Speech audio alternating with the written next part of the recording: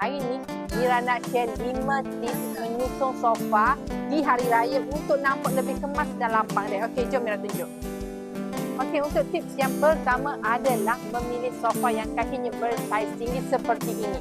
Sofa berkaki tinggi ini memberikan ilusi ruang yang lebih luas, nampak lantai yang lebih lapang. Untuk tips yang kedua adalah menyusun sofa untuk rapat ke dinding supaya ruangnya di tengah kelihatan lebih lapang. Okey, untuk tips yang ketiga adalah memilih sofa yang berkala neutral seperti color beige, light grey maupun putih. Ianya menimbulkan ruang yang luas.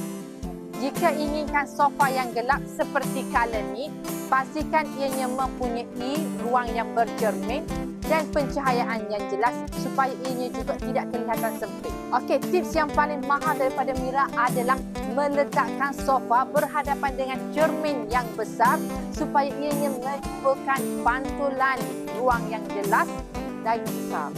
Okey, tips yang terakhir daripada Mira adalah pastikan mempunyai kapet yang lebih besar daripada saiz tempat duduk sofa supaya ianya kelihatan lebih kemas dan selesa. Okey, itu sahaja tips daripada Mira. Ataupun nak tahu lebih banyak tips, jom follow Mira di MM Prabu Baca. Okey, so jumpa lagi. Bye.